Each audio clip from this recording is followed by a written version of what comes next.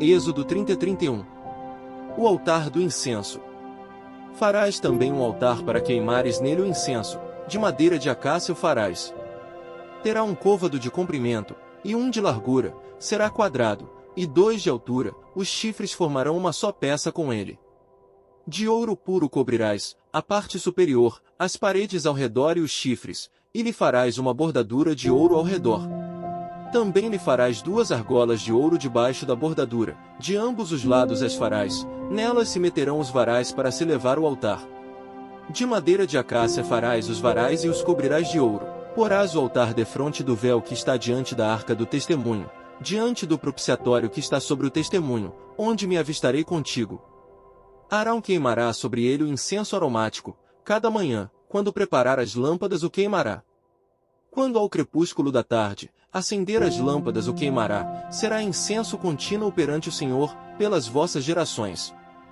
Não oferecereis sobre ele incenso estranho, nem holocausto, nem ofertas de manjares, nem tampouco derramareis libações sobre ele.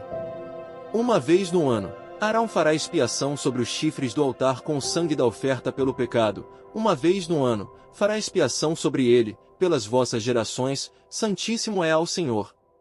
O pagamento do resgate. Disse mais o Senhor a Moisés: quando fizeres recenseamento dos filhos de Israel, cada um deles dará ao Senhor o resgate de si próprio, quando os contares, para que não haja entre eles praga nenhuma, quando os arrolares. Todo aquele que passar ao arrolamento dará isto, metade de um ciclo, segundo o ciclo do santuário, este ciclo é de 20 geras, a metade de um ciclo é oferta ao Senhor. Qualquer que entrar no arrolamento, de 20 anos para cima, dará a oferta ao Senhor. O rico não dará mais de meio ciclo, nem o pobre menos, quando derem a oferta ao Senhor, para fazerdes expiação pela vossa alma. Tomarás o dinheiro das expiações dos filhos de Israel e o darás ao serviço da tenda da congregação, e será para memória aos filhos de Israel diante do Senhor, para fazerdes expiação pela vossa alma. A bacia de bronze. Disse mais o Senhor a Moisés: farás também uma bacia de bronze com o seu suporte de bronze, para lavar. Pô-las entre a tenda da congregação e o altar e deitarás água nela. Nela, Arão e seus filhos lavarão as mãos e os pés. Quando entrarem na tenda da congregação, lavar-se-ão com água, para que não morram, ou quando se chegarem ao altar para ministrar, para acender a oferta queimada ao Senhor. Lavarão, pois, as mãos e os pés, para que não morram, e isto lhe será por estatuto perpétuo, a ele e à sua posteridade, através de suas gerações. O óleo da santa unção. Disse mais o Senhor a Moisés: tu, pois, toma das mais excelentes especiarias, de mirra fluida 500 ciclos, de cinamon odoroso a metade, a saber, 250 ciclos, e de cálamo aromático 250 ciclos, e de cássia 500 ciclos, segundo o ciclo do santuário, e de azeite de oliveira 1 hin.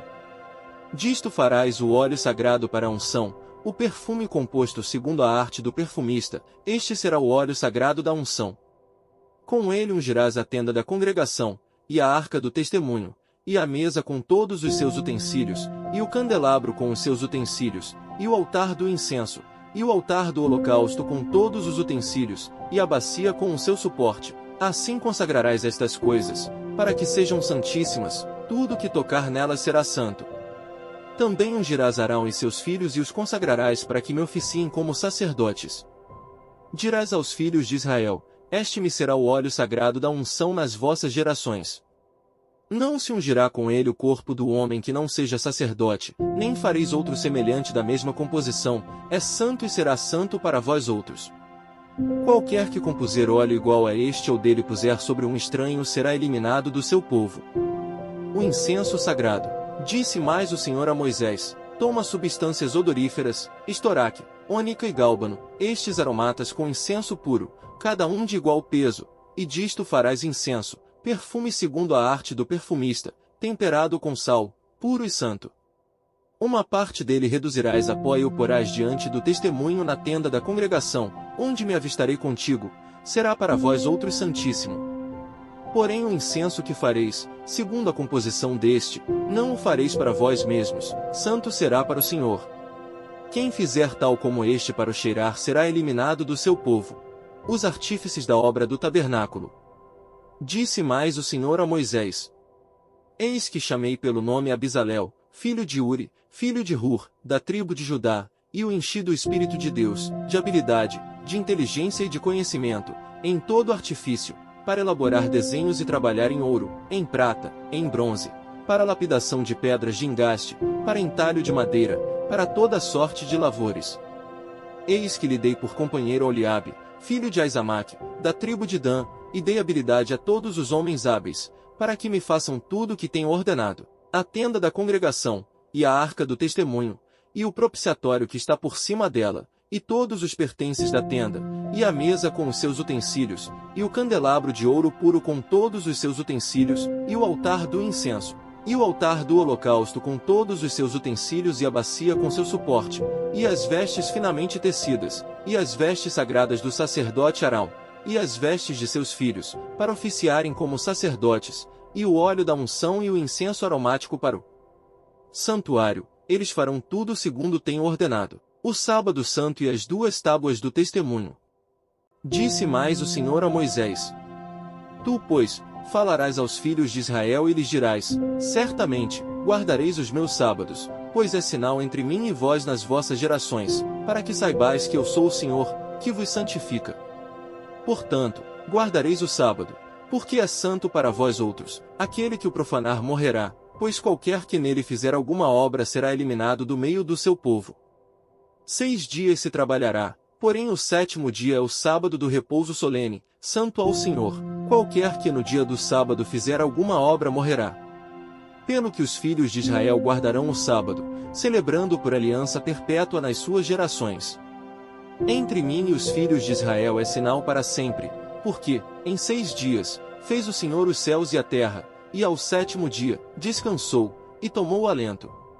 E tendo acabado de falar com ele no monte Sinai, deu a Moisés as 2 tábuas do testemunho, tábuas de pedra, escritas pelo dedo de Deus.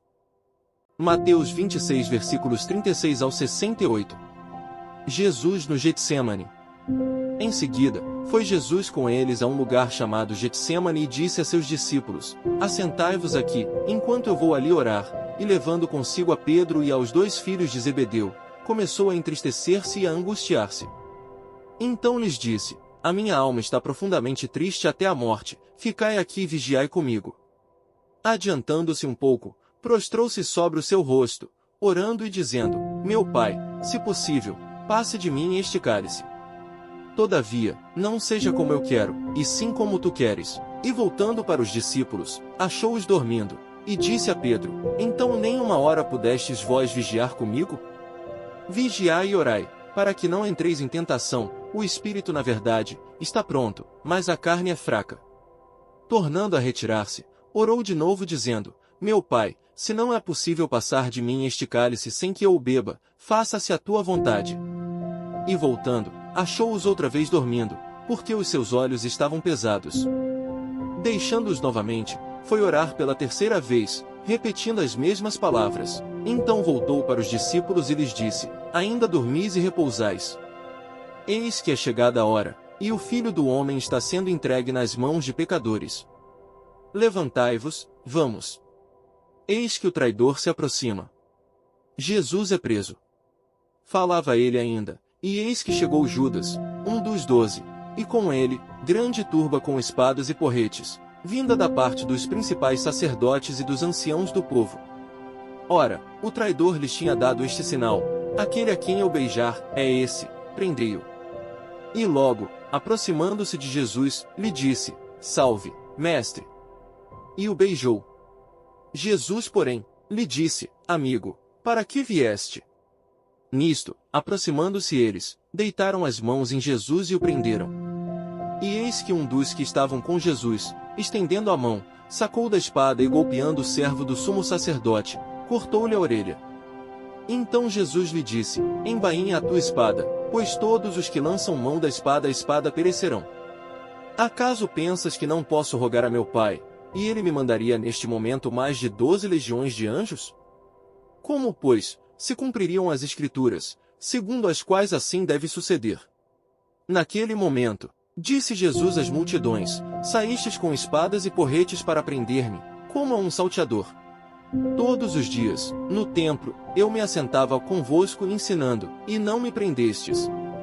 Tudo isto, porém, aconteceu para que se cumprissem as escrituras dos profetas. Então os discípulos todos, deixando, fugiram. Jesus perante o Sinédrio. E os que prenderam Jesus o levaram à casa de Caifás, o sumo sacerdote, onde se haviam reunido os escribas e os anciãos. Mas Pedro seguia de longe até ao pátio do sumo sacerdote, tendo entrado, assentou-se entre os serventuários, para ver o fim. Ora, os principais sacerdotes e todo o Sinédrio procuravam algum testemunho falso contra Jesus, a fim de o condenarem à morte.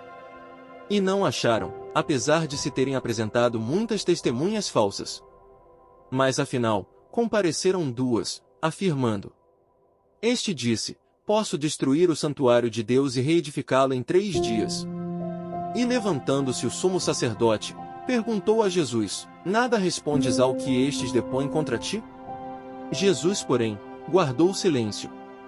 E o sumo sacerdote lhe disse: Eu te conjuro pelo Deus vivo que nos digas se tu és o Cristo, o Filho de Deus. Respondeu-lhe Jesus: Tu disseste. Entretanto, eu vos declaro que desde agora, vereis o Filho do Homem assentado à direita do Todo-Poderoso e vindo sobre as nuvens do céu. Então, o sumo sacerdote rasgou as suas vestes, dizendo: Blasfemou. Que necessidade mais temos de testemunhas? Eis que ouvistes agora a blasfêmia. Que vos parece?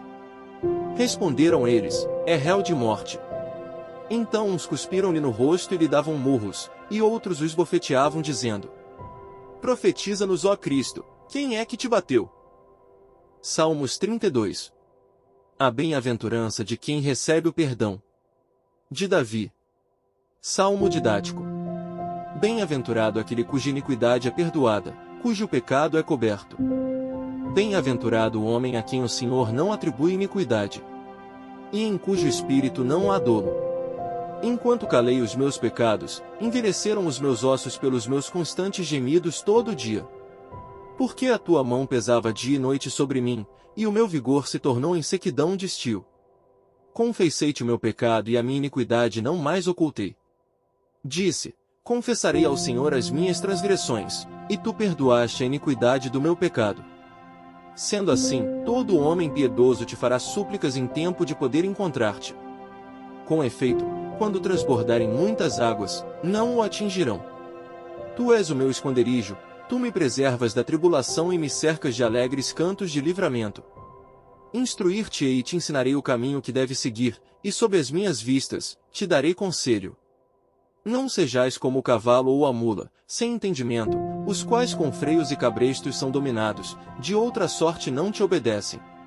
Muito sofrimento terá de curtir o ímpio, mas o que confia no Senhor, a misericórdia o assistirá. Alegrai-vos no Senhor e regozijai-vos, ó justos, exultai, vós todos que sois retos de coração. Provérbios 8 versículos 22 ao 31. O Senhor me possuía no início de sua obra, antes de suas obras mais antigas. Desde a eternidade fui estabelecida, desde o princípio, antes do começo da terra. Antes de haver abismos, eu nasci, e antes ainda de haver fontes carregadas de águas. Antes que os montes fossem firmados, antes de haver outeiros, eu nasci. Ainda ele não tinha feito a terra, nem as amplidões, nem sequer o princípio do pó do mundo.